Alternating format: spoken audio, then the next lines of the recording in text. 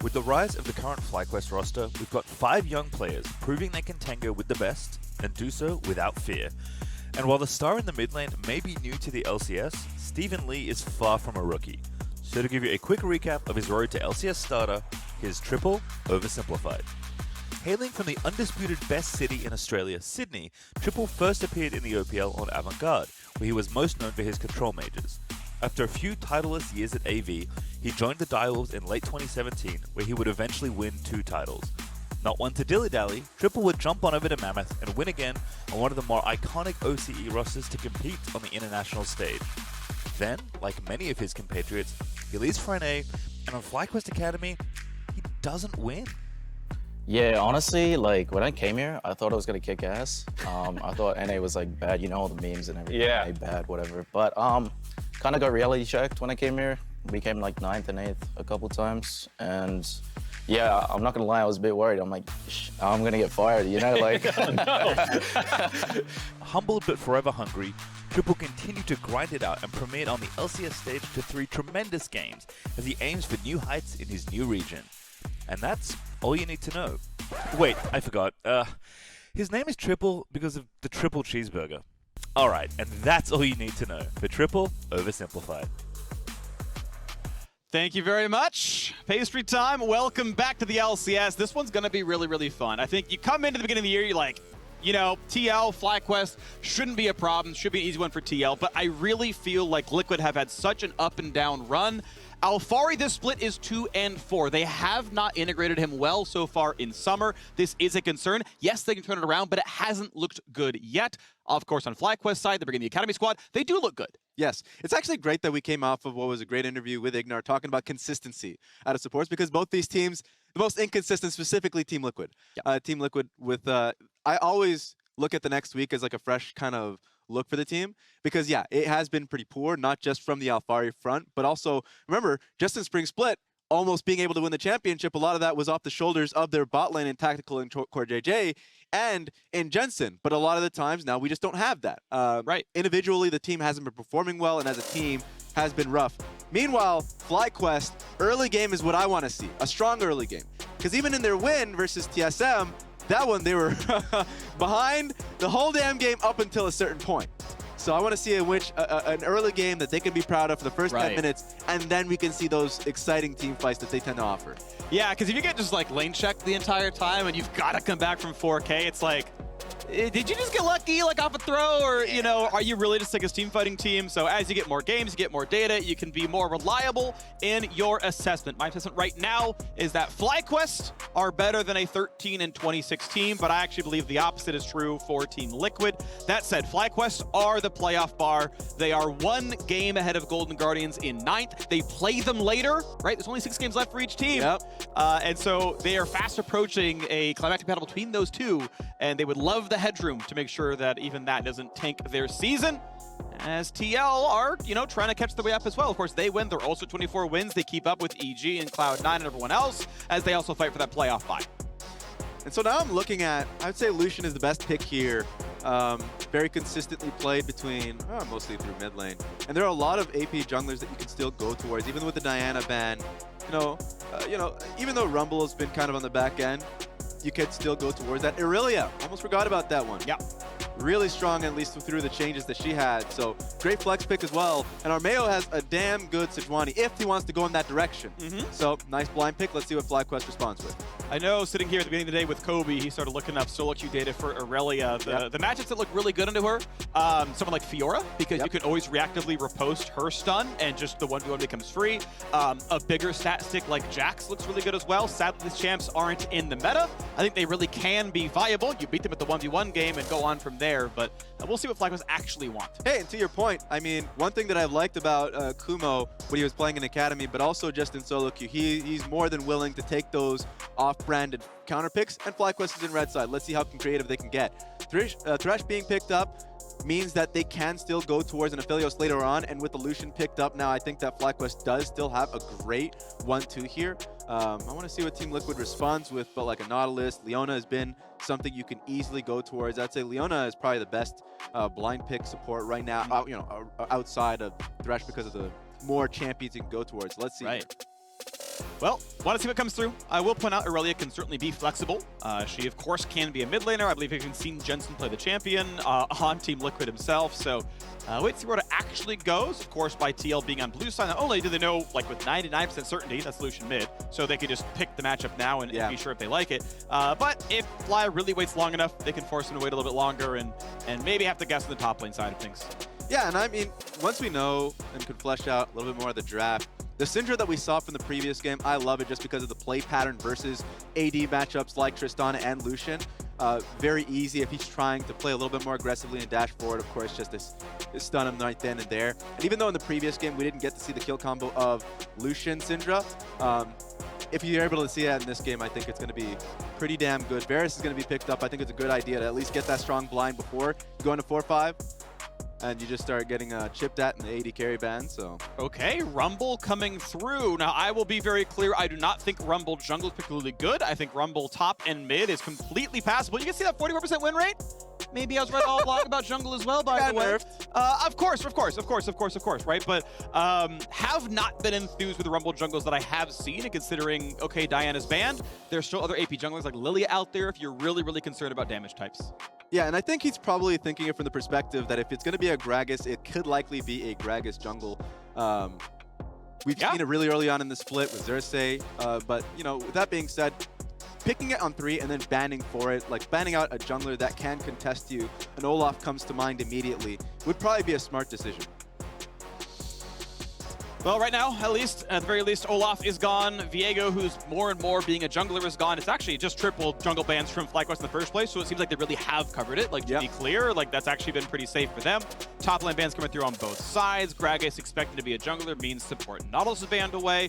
Not convinced on Aurelia mid or top, so Gangplank from the top lane is banned out here. FlyQuest certainly aware of how flexible the composition is, as TL expects AD top lane. Okay, indeed, Renekton is gone. What's next to round out the composition? I'm not sure what Camille really looks like, but I think Camille is also like a very good champion and completely pickable. Might be a ban. No, Callista, take off some bot lane priority. But Aphelios, the best AD carry in the game, is up. Just take it. It makes a lot of sense for them, at least from Team Liquid's perspective, because picking out the lethality Varus, they're baiting the pick into it. They want the Aphelios to be picked. And the Callista, even though Varus fares very well versus Callista Thresh, very volatile bot lane, makes a lot of sense. You don't want to run into that. So this hover, very legitimate. True. This was just tactical. Yeah, that too. But they're both true, right? You are also correct. I actually would not mind actually, the problem with Malphite is you move Rumble top, and that is the second freest matchup in all of League of Legends. That's true. You actually can't blind pick Malphite without Sylas and Rumble ban. That is also It's actually impossible. I just wanna chime in my view here. As Leona is grabbed, you mentioned Leona's very good. She is in. Leona Varus is really scary. That can get a lot of damage done. And TL have to now cement the Aurelia into one of the lanes. Where does she actually want to play? Camille is grabbed, and they say, hey, gauntlet thrown, Camille is top, fight me. Yeah, and there's a lot of team fight power here in Team Liquid's composition. You have the Aurelia, once the team fight starts, she can come into the flank position. Camille can always provide an active input with her ultimate. Leona and Varus, very easy. In fact, I expect the Gragas to be pathing towards the bot side a little bit more frequently because he will always have access to the Aurelia lane. But the Varus and Leona makes easy picks here. All right, Diamond locks in Set for Kumo. Quick aside, I feel like Set and Diamond actually look a little bit similar. I realized that as he locked in. I'm like, they have somewhat similar faces. Just want to point that out. Some Photoshops are coming soon to Twitter. Please let me know. Because I wanna see that, and I don't know why I'm going on with this still. But the champs are locked in. It is Rumble Jungle to my personal dismay, but I'll get off the topic right now. Big fan of Aphelios Thresh. I think the Varus poke can be scary, but Thresh can really peel the Leona well, so I don't expect Toba to have big problems as far as that's concerned. The Camille dive, that's the scary part, right? That's the part where you can't lantern away to safety. You really can be attacked. You really can follow up. That's the part that's scary, so we'll see if Alpharic be the difference maker here. Yeah, and also Team Liquid can play a little bit of a 1-3-1 with Camille and Aurelia on sides, and the Lucian will be a little bit bullied because you expect the Gragas to be playing towards the Aurelia at that moment. And Lucian always is going to be put in a volatile situation. I remember a few years when Lucian top lane was picked a little bit more consistently, people would just pick the Aurelia straight into it because you're going to get that health anyways. And it's just easy to just, find Q into the minion, E to lock him down. So that's something that Lucian has to be focused on a little bit more. That being said, if he goes into a little bit more of that lethality build, then he can just play at a distance. The range advantage that team would have later on in the game would play in. All right, looking for the range difference, looking for the side lane difference here as well as Team Liquid and FlyQuest do battle. TL hoping to keep up with the wins that Cloud9 and Evil Genius has both got earlier today, hoping to keep that three-way tie for third alive. Only one game behind TSM for second if they win this one. On the other side, it is almost the exact opposite. FlyQuest are just that one game inside the playoff bubble. As teams above them lock their spots into the postseason, FlyQuest are battling Golden Guardians fiercely for what appears to be the last spot in the postseason. It's the best time of the year. That's what I love about that playoff hunt. Even if you have 8 out of 10 teams, you still have those 3 teams that are gunning for it. And with the improvements that both FlyQuest, Golden Guardians have made, and also the improvement, I would say that, or at least the attempt that I would see from CLG, adding Demonte into the mix and just trying to get a different vibe and environment for the team. It's what it's all about. So I want to see what the last few games at least show us. What have they been practicing this week? All right, now it's triple on Lucian mid, and we'll keep seeing what build we go for. It's always fun to kind of roll the dice and see what comes out of it. Blue Smite for both junglers. Not exactly auto-attackers in the side, so obviously makes total sense there. It is going to be Harvest on the Rumble side. Predator for Armeo. Means he's got the gank power, but is not going to be durable. If you can find him with a hook, that man is dying. Maybe a stopwatch keeps him alive, but that's going to be about it. So Armeo will have to play the team fights well, and is not going to be very strong from behind. And by the way, after the games, be sure to check out the Bud Light League Lounge on Sundays, 6 p.m. roughly, whenever the games are done. Triple is in this game right now on the Lucian. Looks fly. Going to be joining Dash, and he was on FlyQuest. Now he was. Yeah, as they wrap up week 8, but that's, in 2 days' time. But check it out with him. Yeah, start off with a good performance here. And, he does have PTA, so it is a pretty good indicator that he's going to be going towards at least more of a crit build. A lot of the times we have seen Airy being picked if you end up going towards more lethality type build. Okay. So that's going to be one thing to watch out for. Now, with the Rumble jungle being picked out, at least he gets the benefit of not finding that hard counter pick from the enemy team. So both junglers are just going to be farming out, playing a more facilitating role. I think Gragas starting bot side to top side, at least in this instance, makes sense because if the top lane is going to be volatile, if you're going Ignite here for the Camille, then you do want to at least be able to cover for her. Well, mid laner's trading a couple of blows here as Jensen wants the wave. Heals a little bit as he knocks them down. Triple wanted to harass him, but not getting all that much done. And looks like the third wave should bounce back to Lucian if he wants it to. He might not, but he's going for Q last hits, playing a little bit safely right now. Actually spotted the Gragas on Raptors. I believe there was a ward there to know what happened. That's what you get out of shoving the first 2 waves. You can take one deep ward. Sidesteps a bit of the damage, but this is going to be a good trade. Q to follow. Almost dead.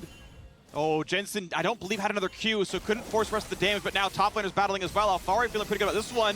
Big Haymaker comes across for Kumo, able to dodge away Camille's Q2. Yeah, and Jensen was just holding on to the flash, but didn't feel like it needed it, but it's going to be a gank opportunity here. That's a slow. That is no mana, but no follow-through. Despite the fact Diamond's there, didn't go for like a flash play, but does get Jensen's flash back out. Yeah, and the minion wave is quite large, so he's not going to get frozen on. But this damage coming out of Kumo. Yeah, Kumo tried to time his stun properly. I believe still stunned up by Galfari, though, so took the worst of that trade and has to take a pretty rough recall.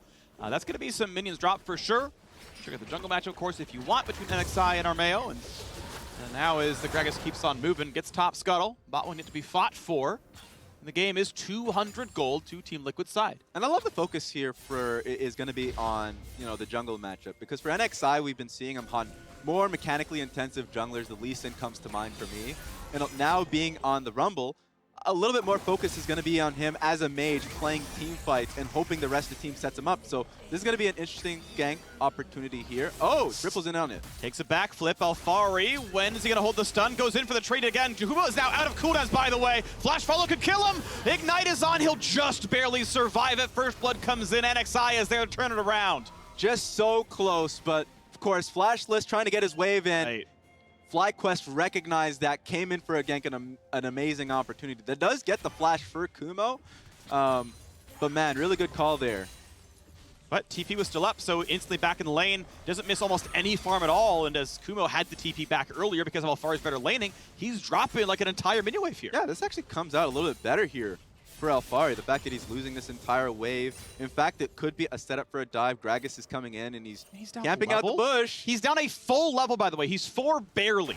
And now this is the stun landing, and he's off of yet another wave. He punches back, and honestly, Alfari doesn't care. Alfari is such a dominant laner. This part is true. This was never for debate around the man. As he brought a jungler around, hey, Kumo's dropped even lower. Hey, look, it's another wave you lose to your turret. This is a lot of golden XP. This is never a lane that's going to feel good pretty much ever again for the set. Yeah, I mean, they called a great audible, Team Liquid did. When Gragas was pathing towards top side, the gank ended up happening. I mean, you're right, the TP advantage was still there. Alfari was able to come in there, and Gragas is oh my god, it and doesn't they even stop. win this. Body slam flash kills him. You can't step up that early. You know Armeo is there, and it's spoiled in the top lane. This is awful, and the next wave is going to be denied too. You just have to wait a little bit longer for NXI to finally get there. Play coming into the mid lane. Waiting for the stun to dodge, gets out of the way, okay, but there's no counterpunch right now. This is one of the most lopsided 1-to-1 matchups I've seen in top lane, and I've seen some lopsided matchups right now. Okay, Triple's doing really well, but look how far down Kumo is. Diamond's got more XP than him. It is rough. And I mean, FlyQuest, when they get put in these positions, and it happens pretty much every game, where their early games are pretty disastrous. In this case, they were trying to be the aggressive types to create an advantage. They just didn't have an exit strategy. Oh, that's going to land. That's going to be the first Q reset, but you've got a Rumble in your pocket. Triple going to make it a trade 1-for-1 as both mid laners drop. NXI going to be slow by the cask. Has to walk away, but Tomo getting a bit low. Has to flash for safety. Corjay still on the chase. Finds the first stun. Nice flash arrow comes in, but he's ignited on a minion wave. The summoner heal means a flash follow will kill, but Corjay is going to root him and stun him in front of the turret, and it's going to be 2-to-1 for Team Liquid's bot lane. Across the board, this is working out better for Team Liquid. At least there are trades still happening here. Triple able to get the trade on towards Jensen, and of course the same thing happening bot side, but it was the Thresh that picked up that kill. So, you know, the expectation of Team Liquid's individual players performing that we've been wanting to see since Spring Split finally coming into fruition. Of course, this is the play that we were looking for. NXI didn't get a vision on him, didn't know this was happening. So this is just Jensen starting off the play really early on. Cleanse is good. You know, the play backwards is fine, but tactical. Hook is funny because he's like, wait a second, I can kill this man. Flash lets it go, gets it right. Yeah, and of course, getting the heal off, thinks that he's just going to be out of range, but the flash does come through from Thresh. But yeah, this is a bloody game. True. And it's only, I say, 700 gold apart. Now, that is pretty much all in top lane. And that's going to bleed out for a while. Obviously, 2 turret plates are done. Herald feels like it's almost a freebie off of the top pressure they're going to get. I mean, we'll see, of course, but it's 2 real items to 2 Doran's items. And like, I'm sorry to Doran himself, but your items aren't as good.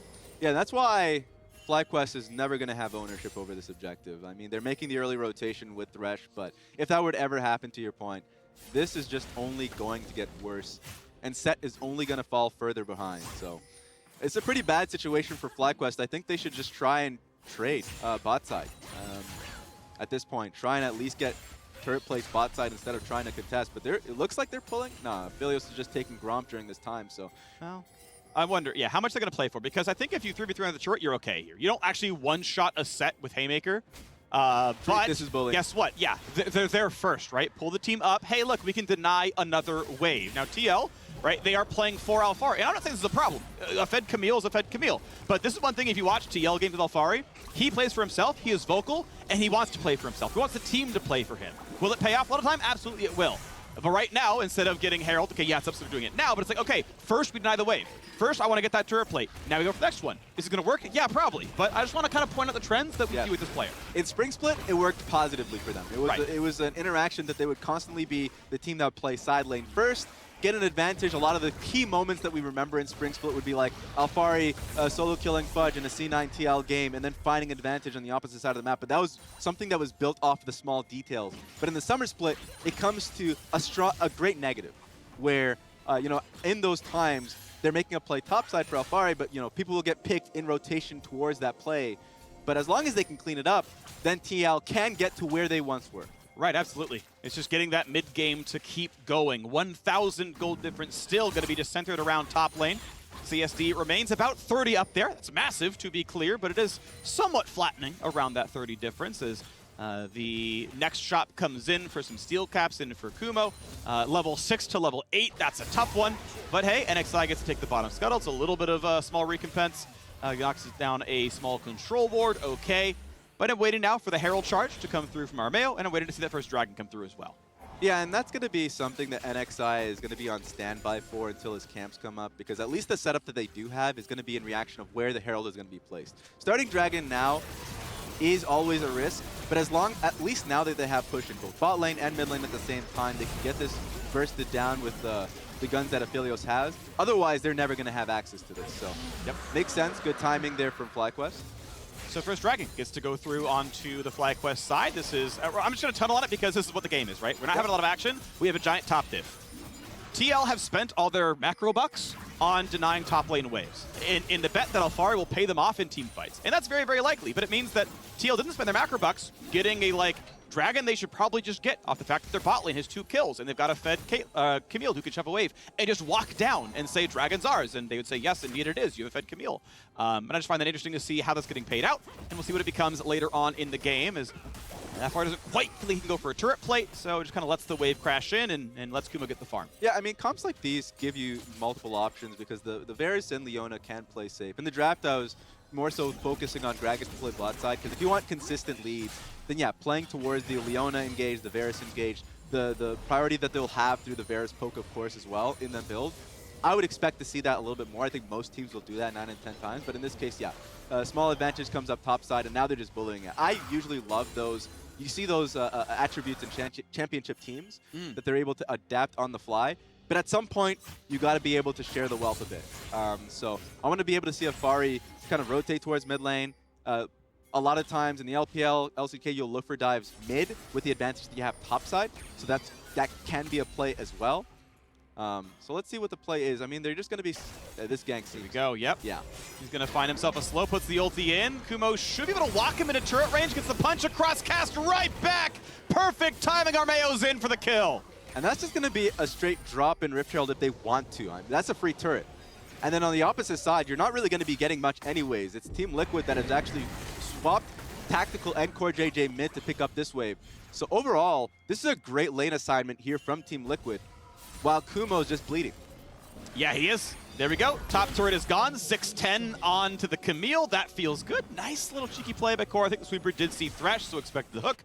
Managed to play around that. And we're going to get the Herald to crash in top lane tier 2. This doesn't always get to happen, but as the time is spent elsewhere, now Tomo's in a 1v1. It's going to look pretty bad, but the Lantern's far away. And Jensen now flayed in. May have gone too far. Flash follow. They're going to find the kill. And Jensen does indeed bleed out 450 gold back in to FlyQuest. Yeah, that was pretty greedy. He knew that Gragas was coming towards him. At that point, Team Liquid was just protecting camps, so FlyQuest would get nothing off of what was happening topside. But then the moment Gragas is in the area, you know, Jensen sees an opening. He actually did quite a good job up until he fully committed. So, you know, those kind of plays is what FlyQuest hunt for, and it's nice that they're able to get at least some crumbs. Alrighty, but it means the game is now 2,000 apart because of all the gold earned from the top crash. There is really no stopping Alfari in this game, it feels like. Sure, there are some missteps here and there, but it's getting worse and worse. Tomo grabs one. Here's the fight. And he instantly is able to proc up 4 stacks on that one. Play happening bot side. And it's just a kill. Tomo, goodbye. Just the stun was there, and Core and Armeo showed up, and there's vengeance. You know, Jensen has teammates too. Yeah, I wonder what the setup there was. I mean, FlyQuest had full vision, not of just River, but of the Tri-Bush as well. So the fact that Armeo was able to get in there with Thresh right behind him, it's hard to see that kill ever happening. So pretty rough. Tomo gets caught out, and now with his death, they can try and push for another turret. I mean, they're already chipping down at bot lane turret at the same time. Plates are still up for a few more seconds, so it's really a lot of money gained. Top lane, of course, we know was already claimed. Bot lane, the last 2 or 3 of its plates down there, so plenty of money gained here is just a great flash stun. Yeah, I mean, Leona's in there with ultimate, just flashes forward. This is just, yeah, there's no way in which you can react to that one, so makes a lot of sense. Gets in range, hard forces it. Yeah, seems like Lantern was down. Maybe he used it to, maybe it was like to check Tri-Brush to get a ward down, or maybe it was, you know, he went for a turret plate and he got Lanterned out, and then Core's like, ah, it's a window, let's go. Anyway, well done and a good kill. It puts our gold lead at 2.3 thousand, and TL feel pretty good. Next dragon comes up in 45 seconds. FlyQuest put on the top side, but not getting that much done as Core knocks down some vision. but now we got to see the teams move around to the next objective. If Dragon is to be a priority, I need to see Alfari run down, but Alfari wants to walk top lane and save his TP and use that to be in the fight. It's plays like these that I'm a little bit concerned with FlyQuest because they actually lose a full bot lane wave there. They're trying to at least contest for blue buff. They say, no, we can't do that because obviously they're that far behind. Alfari's on that side of the map, so they get rejected there. And now they're just losing free mid lane waves, hoping that Team Liquid walk up forward and make a mistake. Yeah, bot lane crashed into the turret. Jensen just, okay, I'm not going to greed for turret damage. They might roam down. My ward control's not the best that I can get flash flayed, so cool, we'll deny 130 gold. Try again next wave. Okay, ready to go for Dragon, spawning in 2 seconds. Oh, Camille's hitting top lane. Oh, she's stealing red? Cool.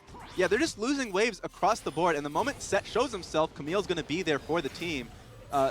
So this is just pretty horrendous. I'm trying to find out if FlyQuest ever gets an out, ever calls it off, or just goes for Dragon. But they know Dragon's called for. Irelia's in a flank. Camille has TP. So they put themselves in a pretty bad position. I mean, this is just going to be Team Liquid's first Dragon. I don't know why they're playing so hard for it.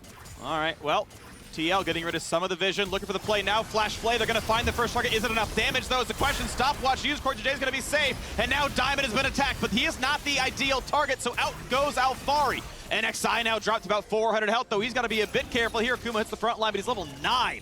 Tactical's got more XP than him in the bottom lane, and now the health bar is a bit low. It's going to be FlyQuest trying for this Dragon. This is going to be rough. I mean, if you literally hit the Dragon, the slow is going to make it even easier for Team Liquid to just hit their target. So, yeah, they're losing mid-turret. This is just them losing waves bot side, losing waves top side, and now it looks like they're going to lose the mid lane turret, all while waiting for a miracle to happen. I'm not going to have that miracle. Alfari going to go ahead and solo kill the mid lane outer turret. He gets farther and farther and farther ahead. All right, end of the day. FlyQuest, they have claimed a single Dragon, but the cost of that, the gold lead was 2.3K. It's 4,000 now. 1,800 gold changed hands, and they got a Dragon. I did 800 gold almost every time. Yeah, not worth is what I'm going to call it. And you know what? At least from FlyQuest perspective, they have a win con they can play towards, but Team Liquid will always fight them on third Drake. So as long as nothing catastrophic happens from Team Liquid's side, this seems like a pretty easy team fight angle from TL in 4 minutes time. Yeah. The 30 CS lead, it's 70 now, by the way, up in the top side. 75 total gold, yeah.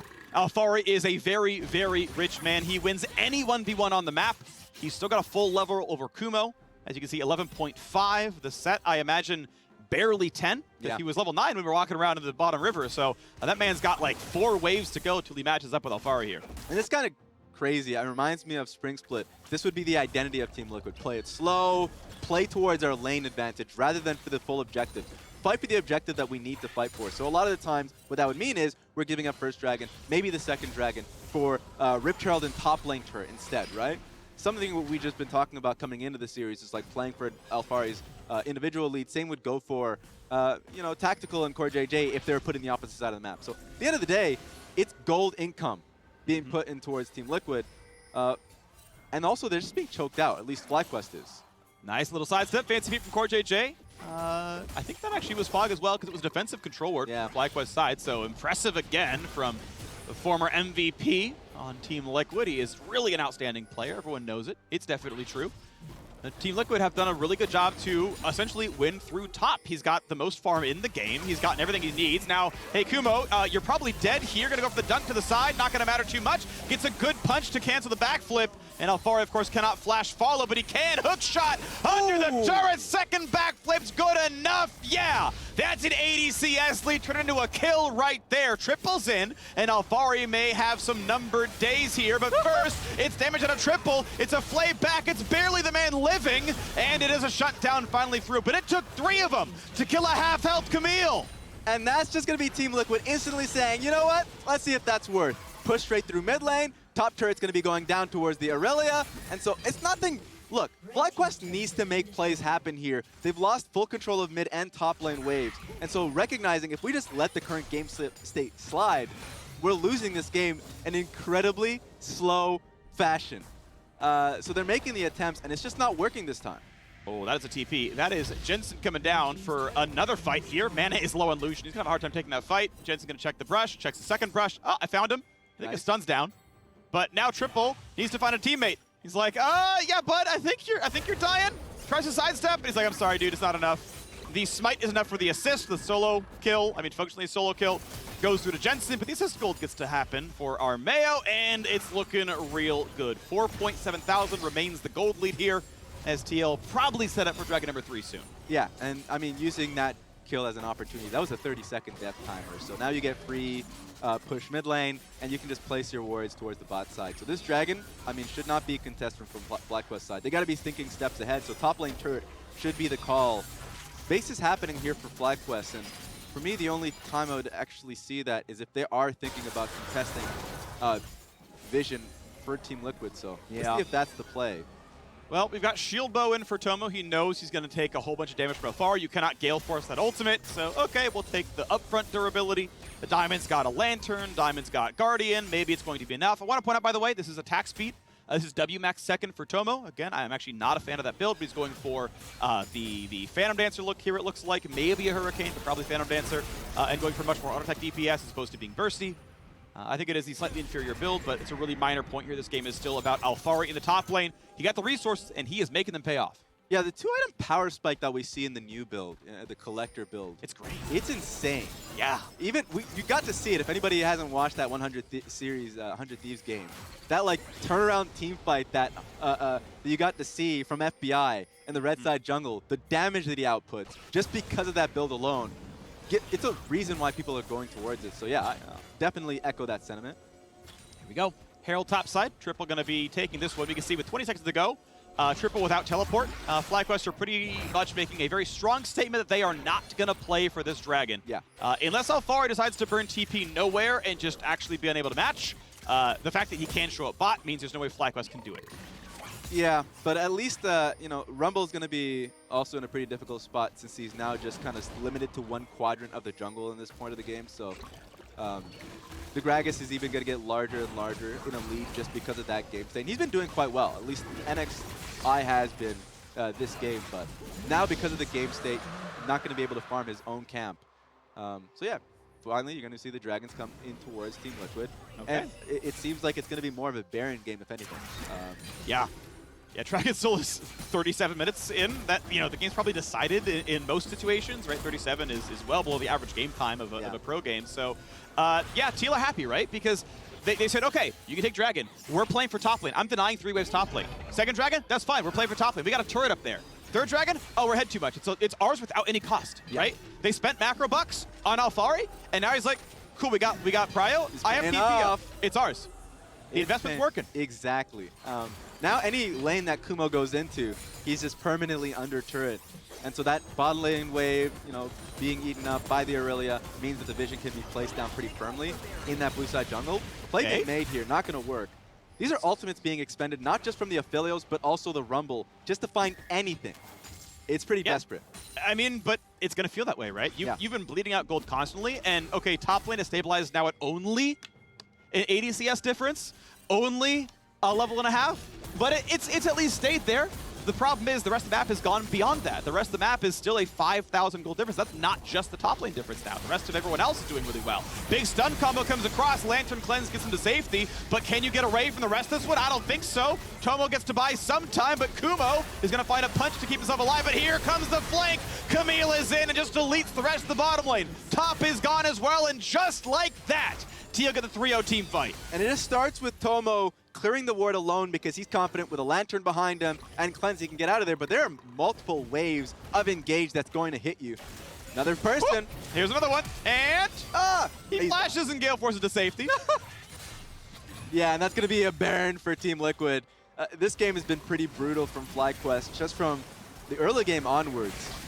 And it kind of is the answer for what FlyQuest has been known for. If they fall behind, they'll make plays, yeah, sure. But Team Liquid has been reading it pretty easily and have been saying, okay, yeah, we're not going to play for these objectives that TSM has played for in the past and then lost. And so it's making FlyQuest a little flustered, making mistakes that you don't ordinarily see. True. But end of the day, right, they couldn't answer all the top pressure, and now in the mid game, they can't team fight anymore. Yeah, so this is how you want to end up playing it, of course, even though you have players on side waves, you know, the TP coming through. And also just... Hate cast. Yeah, amazing cast coming in from Armeo. Just to collapse on towards the bottom lane. Thresh was trying to help out. It definitely got pulled into it. Yeah. Knocked into the team. Another one gets set up right in front of Camille. It's like, cool.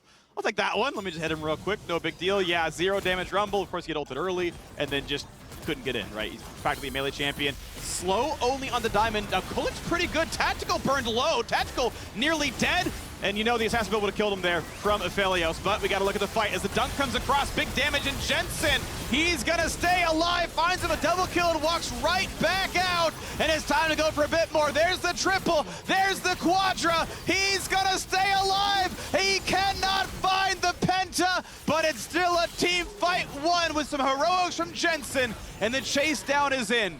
He's going to run to safety. Alfari's there for the dunk. That's going to be the kill. Yeah, he's dead. He's dead. He's dead. There you go. Gets the emote back in. Bud Light Ace, Team Liquid are crushing FlyQuest. That was the best look FlyQuest could have asked for. The Rumble ultimate being layered down on towards Tactical in between the turret and the terrain. He was not going to be a part of that fight, but in comes the Aurelia. Gore, Drinker, Sterix, Gage, you can't kill that man. It's just completely eviscerates FlyQuest lineup. All right, Jensen quadra kill, final performance play. Let's see it again. Yeah, so once again, Triple's ultimate being layered on towards the back line for the great cast once again from Armeo. And just take a look at Jensen here. He gets thrown into the team and says, you know what, I'll take that fight. On a diamond, gets the kill on the AD as well. Great help from Armeo as well with a double body slam. And then Jensen cleans it off, has 4 kills here, and he thinks that he can be able to get the pentas. Just so damn close. Yeah, but that's late game Aurelia, right? Probably about 70% physical damage reduction, channeling the W, right? Gets it set, dunked in, holds W and goes, cool, I've got functionally 8,000 health? Yeah. Oh, you don't kill me without any damage? Weird. And then, you know, proceeds to just pop everybody off. So, I mean, smart play, of course. He's actually going for a pretty tanky build, right? Sterix second. Actually, a Gore Drinker primary, didn't even notice that until just now. Yeah. Isn't going for the attack speed builds at all, but clearly working very well in this Bruiser. I've been seeing that a little bit more from the Aurelias these days. I know from the very beginning you usually see, you know, Blade of the Rune King into Mythic, and with this build you just simply don't die, and it comes off with the W buffs that she ended up getting, including the magic resist that you end up tanking as well. So makes a lot of sense. I've been a fan of it, and for sure if you have this monstrous lead, you are simply not going to die. So sure, it's tough for FlyQuest to find a target in this composition. And realistically, I mean, the team is also so kitey. Like, you're not going to find good Rune King targets. Like, you know, it is actually like a good pivot for this game because unless you're stat checking set, oh, set's too small for me to care about stat checking. Okay, well then let me build the front line a bit better. So it's a good build overall, but it really does fit this game. Fan of that one. 16-6 now. Next Dragon is alive. TL. No one's getting Dragon Soul this game. There's no way it goes that long, so they're playing it for the Siege instead. Playing through 3 lanes, you should keep this game state. Top lane inhibitor is just going to die as long as FlyQuest are defending both mid and bot. This is going to be, I mean, they're not playing off this wave, so FlyQuest should realistically not be here. So they're just going to lose top lane inhibitor for free. It's this next wave that they're going to be fighting for. Yeah. They don't think they can cut him off and take him down despite being flashless. Of course, Alfari has escape tools with the hook shot, so they will bleed the mid inhibitor. They will lose the top inhibitor. Bot lane turret is what they are going to be willing to fight for. Will it happen? Ult comes across, decent damage on Tactical and Jensen, but no one's there for the rest of it. Diamond's top watches Armeo with a pretty big air ball there for the explosive cask. Not going to mean too much. Good size up by Tactical getting away from the hook of Diamond, and just like that, health bars are low, cooldowns are missing, and it's time to give up Warrior base. Yeah, Varus just chipping at them. You hate to see it. Bottom lane turret going down. Inhibitor, at this point, FlyQuest has to draw the line in the sand somewhere. It would have to be now. Okay, they're going to hook Aurelia, but again, she is really tanky. Here comes the push forward. The box comes out for Diamond. Alfar into the back line, gets the ulti across, and they're not going to kill Kumo just yet. Gets a big punch, but there comes the first one. Diamond is down, and it's time for number 2. Triple flashing back to safety to stay alive, but no one is dead on TL, and it's time for Jensen to find the stun, find the kill, and try to run away. Does not take damage, showing the W. Stopwatch the turret shot, and in fact, yeah, FlyQuest stop and watch their base die. 2-0 in the fight so far. TP to heal back up. Alfari is going to be back in action as Tactical will burn down. NXI finds himself a single kill, but will it even be enough as Kumo tanks up, and he's going to find the Guardian Angel popped onto the opposing top laner. But will there be enough of a punch back as Jensen's ready to build a bunch of space in the front line, and they can't go any farther than past him. So it will be a 4 versus 4 as Diamond respawns. front line is tanky. Jet's gonna have no problems here. Stunned up though. Cass gonna pull in one, and this could be Kumo at best a haymaker. He's gonna find the punch on a Gragas, but the Nexus is open. Is that gonna be enough? Triple is dying to minions. Alfari ults in, finds the kill. Armeo burns him down though, and the Nexus laid bare. That will be the kill, but we'll pad the stats first. They'll fight a little bit longer. Jensen wants to pad the CS numbers, get that S+ that he deserves. They're playing with their food. 10-3 and 2. They're just getting the max gold, the max XP, and max pain. FlyQuest falls. Well done, Team Liquid. If there is a game that, as a TL fan, you want to build confidence, you want something, this is that game. All of the things we were talking about, playing towards top side, calling that audible, just building on towards Alfari's advantage, and then just saying, okay, now, wherever that set goes, we are better. If Aurelia is matching that matchup, he can't do a damn thing about it. And even that whole entire mid game in which FlyQuest was just bouncing between a Dragon and trying to find for picks, calm demeanor from Team Liquid as a whole. Well done, Team Liquid. A victory on the board. Alfari improves to 3 and 4 personally here in the Summer Split. And they played the top lane. He straight up in the 1v1, blind picked his champion, said, it's Camille, what do you got? Kumo said, set, and he forced a TP at level 3. He said, cool, your TP's down, let's take any fight. Yeah, one battle got turned around, but he got the TP back. Oh, I've got lane control still? Oh, you're down 2 minion waves? And I've got reinforcements. Welcome to top lane, baby. I am crushing you. And never was Kumo let back into the game. The rest of TL did really well. Jensen went up to 10-3 and 2. He was not the man getting all the attention, but that man team fought great. True. I mean, he's found his windows, and he was playing really well around it when he was on side lane.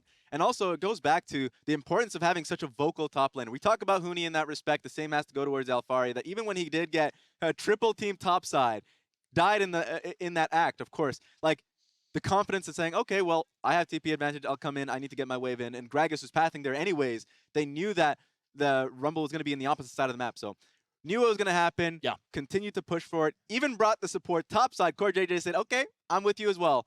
This is a new, well, I want to say new for summer Team Liquid that I love to see. Yeah, looking really good, capitalizing off of the fact that Alfari lane's better than basically everyone in the LCS. Top lane or otherwise, he's clapping people, and they turn it into a victory. So well done to Team Liquid. We're going to step away. But when we return, the Tigers will be talking with Armeo in the Verizon postgame interview. Don't go anywhere.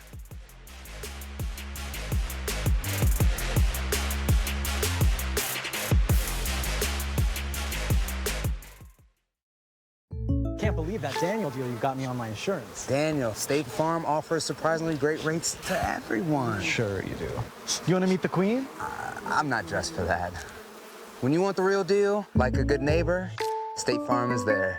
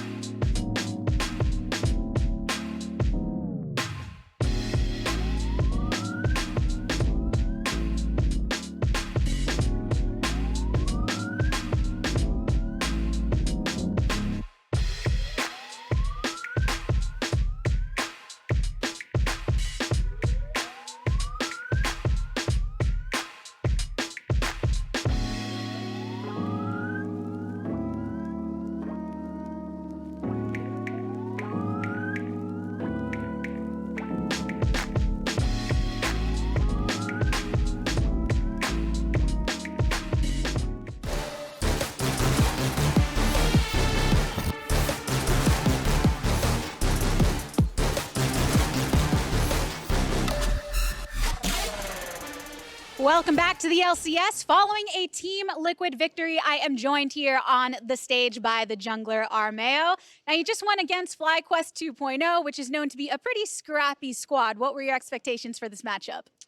I'll definitely agree with that. We noticed that they scrapped a lot with like their support jungle mid when we watched their games. I mean, I've played against them a lot in Academy, like through both matches and scrims and stuff. So I probably have a better idea than most junglers who just have been playing only LCS. So I was pretty knowledgeable of how they'd play with their jungle support especially. So it felt pretty comfortable to play against them, and the game went pretty much how we expected. Yeah, I'm sure that knowledge came in handy in this match here today. We saw right off the bat you were spending a lot of time top. We have seen Alphari since coming back into the mainstay on the stage, going towards those picks that can be powerful potential. How have you been working on communication to try and get back online with him being such a source of power on this map?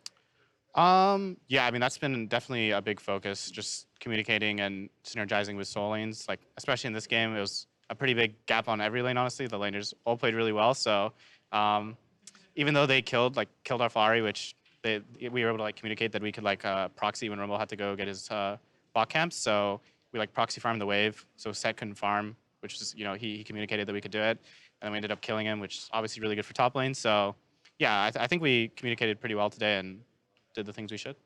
Yeah, speaking of the fact that you just mentioned, everybody was doing very well in their lanes. Jensen, who was player of the game on the Aurelia, a pick we're seeing more and more, spent plenty of time split pushing. What do you think that pick and Jensen on that pick offers to this team?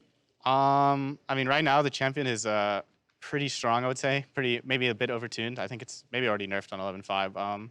So 11.15. So yeah, I mean, he plays it very well. I mean, to be honest, we were a little shocked at how like OP it was when he was really fed, because like he got set ulted mid lane later in the game, and we kind of thought he was dead, and then he just like quadra killed them, which we just didn't know the champion limits that well. I mean, it's banned a lot in solo queue, so I didn't realize. So, but overall, he played it super well, and I think the champion's super strong. So it was really nice to see. Yeah, a strong W from Team Liquid across the board, which becomes all the more important the closer we get to playoffs. In fact, it was just about a week or two ago in his League Day interview that head coach Cold was talking about, we are doing every single thing we possibly can to get playoff ready. Can you tell me a bit more details about that?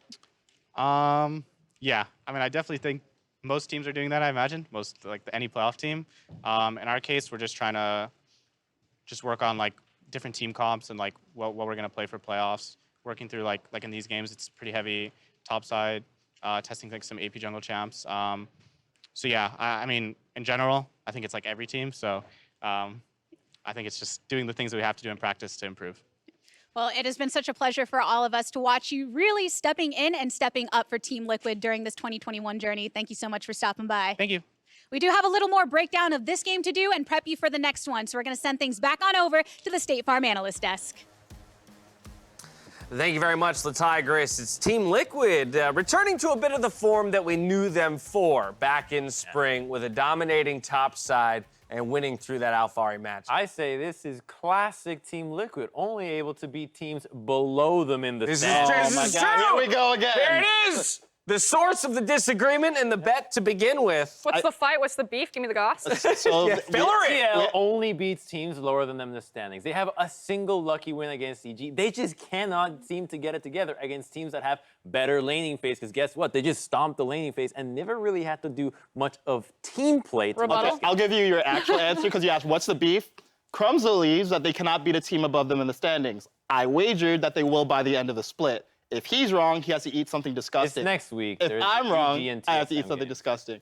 So I think they're going to beat one of the top teams. Don't know who. But going back to this game, I think this is a classic example of TL now reforming their playstyle around the inclusion of Alphari. You know, earlier in this game, we saw Alphari get camped, right? And I think FlyQuest realized, hey, we have to shut this guy down because we know that TL is going to play through him. But I think the error that FlyQuest made is that they didn't continue to reinforce top, because immediately Armeo ganks and he just keeps on doing it. Right? And at this point, there were so many waves that were missed by Kumo simply because Armeo was in the vicinity, even without the kills.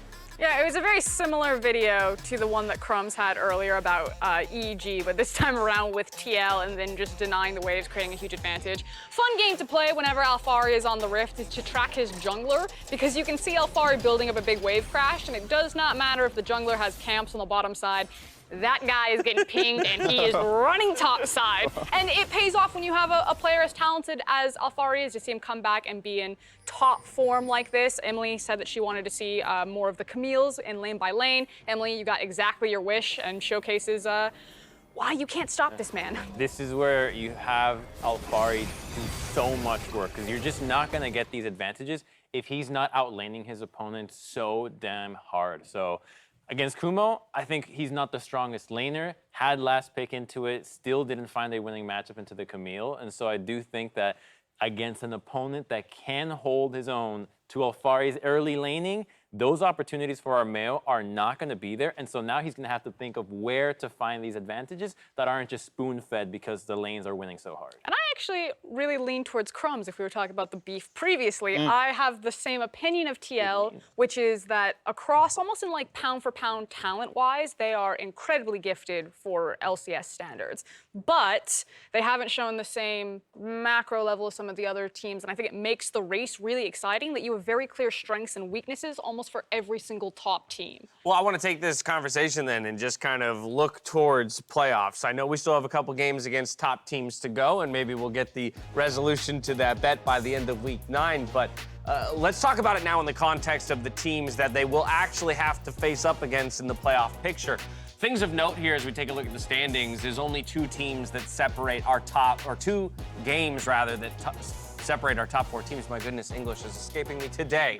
Then you have Team Liquid slotting in there, Dignitas, Immortals, and FlyQuest rounding it out. But really, for me, the interesting bit is that top 5 slate of teams and how close they are all grouped together, but the reality of a best-of-5 format when it comes to playoffs. And so if Team Liquid is already struggling to pull off best-of-1s against the teams above them, how really does that, conflict with the format that we see ahead of them in playoffs, where they're going to have to put 3 together in order to take a series? Yeah, and to be clear, we were talking about just best-of-1s. And Totally. Best-of-5, I do have a understood. different opinion. But yeah, I mean, this is why seeding is so important, right? Because you see the first and second seeds, they get a first-round bye, and then everyone in the middle now has to contend with those first and second seeds. So if you're TL, at this point of the season, you're probably not looking at getting first or second. So you do have to start looking at, to Crumb's point, how do you consistently produce advantages when you're basically playing through top early game, and the top teams have competent tops and jungles who are going to shut you down. I do want to add something about playoff brackets and tournaments, because we have been doing professional league for a long time, whether it's international or local leagues, and almost never does a poor best-of-1 performance get turned around in a best-of-series. Best-of-1s tend to be a fairly good indication of how well the teams will match up against each other in a best-of. There are some X factors that you can have, but there's not going to be a lot of time to prep in between. The patches won't change so much, and so I do think that the data that we have of BO1s will be relevant.